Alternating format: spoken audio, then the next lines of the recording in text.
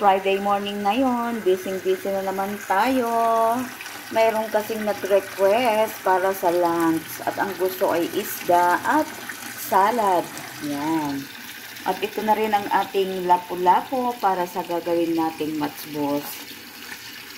Yan, itong ating lapu-lapu. At ito rin ang ating sapi para sa fry. Yan, fried sapi. At ito na nga, busy na nga, nandirito ang ating squeezer. Nag-squeeze tayo ng lemon at andito ang ating halloumi cheese at ang ating beetroot para sa ating salad at ang ating avocado. Yan. Yan. Super busy na nga po tayo ngayon. At andito rin ang ating macdos. Yan. Ang ating hot chilies. At ito rin ang mga gagamitin natin sa ating sibas. Dito natin ilalagay yung ating 3 piraso ng sibas. At ito na nga rin ang mga gagamitin natin sa ating pagluluto sa araw na to.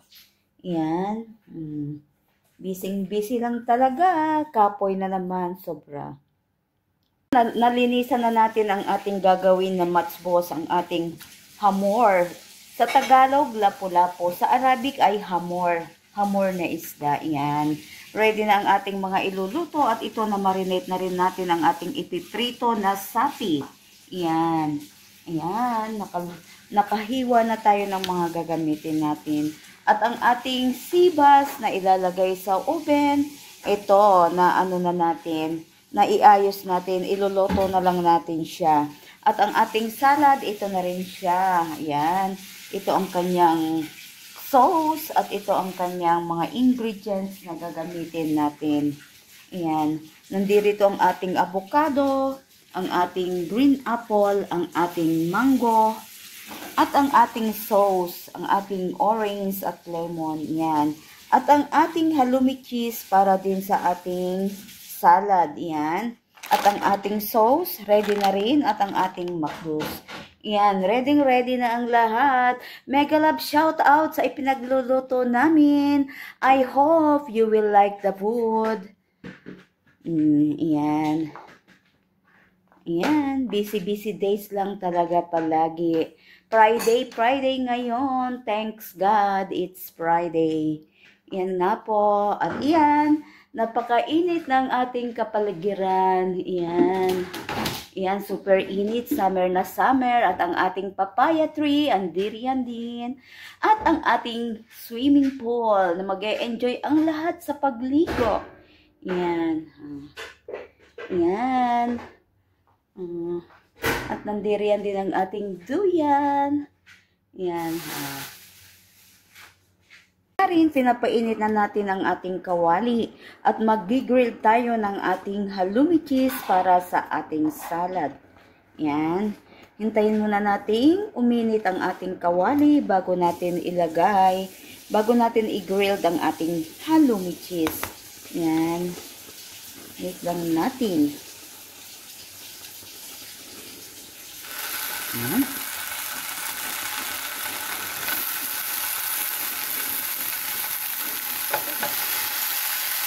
I-grill natin siya both sides. Yan. Inilagay na nga natin silang lahat. Antayin lang natin maging golden brown ang bawat sides nila.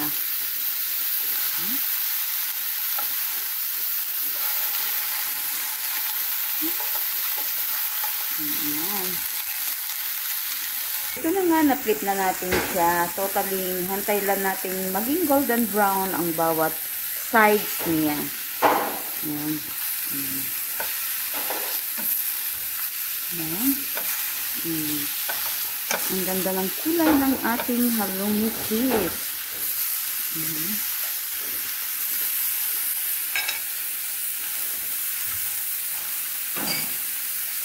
Ayan.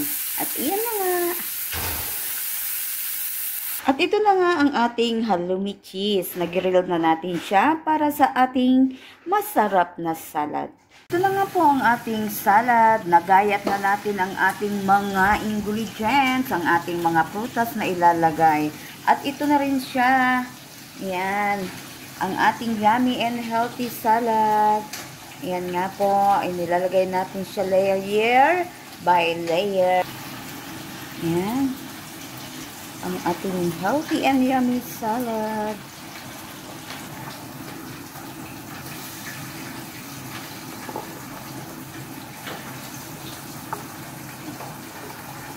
At ito, ilalagay na rin ang ating halloumi cheese. Ayan.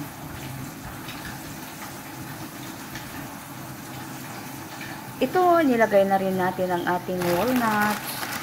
Ayan.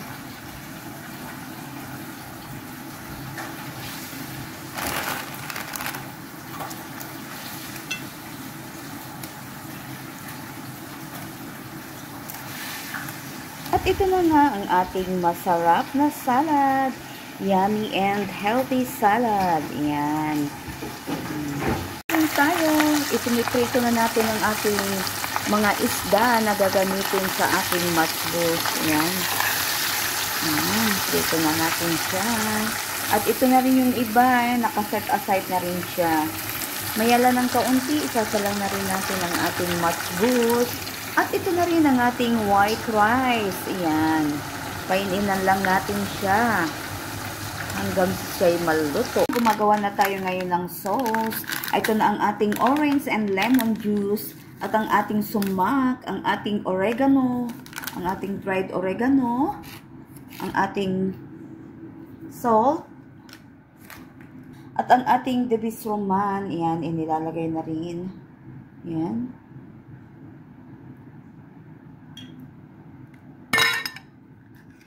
Ayan, mix well together. And ang ating olive oil. Ayan.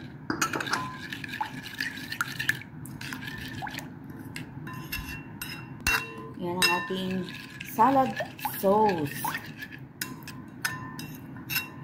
Yummy, yummy and healthy salad.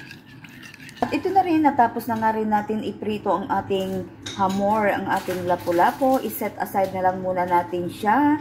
At iluluto na natin ang ating mga ingredients para sa ating matchbox. At ito na nga, magsisimula na tayong magluto ng ating matchbox. Ito, inilagay na nga rin natin ang ating bawang at luya sa ating kasirola. Ayan. Isunod na rin natin ang ating sibuyas. Ayan. At ito na nga, ilalagay na natin ang ating kamatis. Ayan. Kamatis.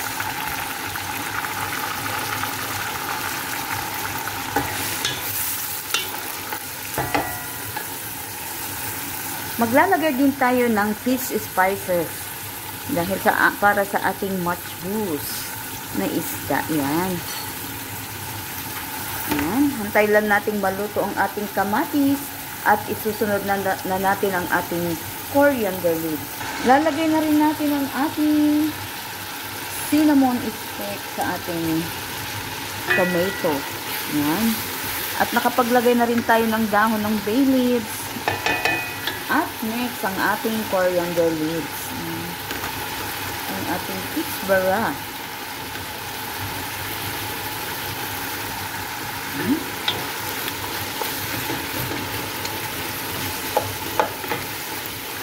Kumukulo na nga ang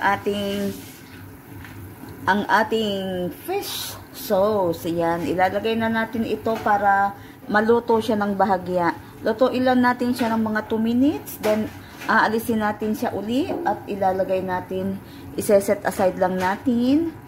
Yan. Lutuin lang natin siya ng mga 2 minutes. Ito na nga, napakuluan na nga natin siya ng 2 minuto. Ahunin natin siya uli at iset aside lang natin para totaling maluluto siya sa ibabaw ng ating kanin. Yan. Yan. Ahunin natin ulit siya. Nailagay na rin natin ang ating kanin sa ating sauce. Yan. Yan. Hantayin lang natin kumulo. At pag wala na siyang tubig, ilalagay na natin ang ating isda sa ibabaw ng ating kanin. Yan. At ito na nga ang ating kanin. Hantayin lang natin mawala ang kanyang tubig bago ilalagay natin ang ating isda sa ibabaw.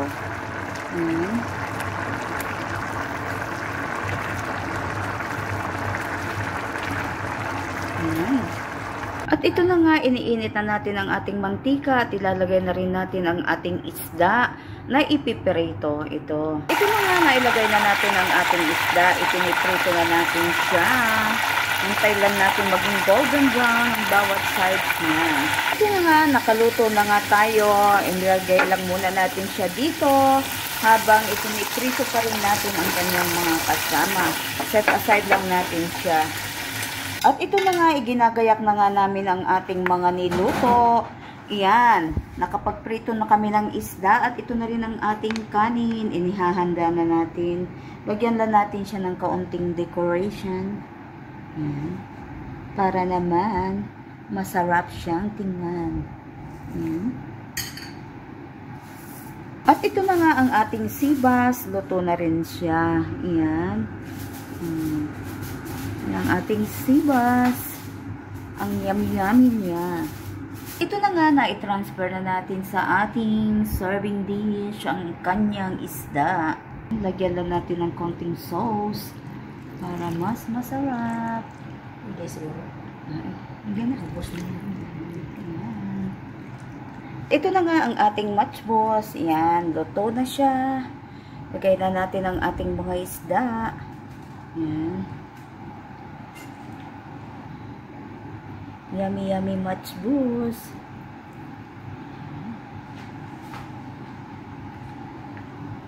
Ang ating mga hamur steak, inilalagay na natin siya. Ipagan mo ulit, i-flip mo. Yan.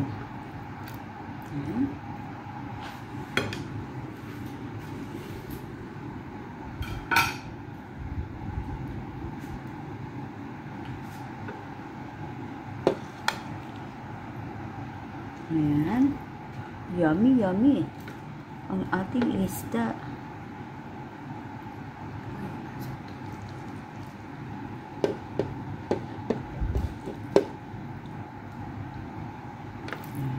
Ayan. Okay na ang ating matchboss. At ito na nga ang ating matchboss. Ayan. Ang sarap-sarap niya. Lutong-luto na talaga ang lahat. Yan.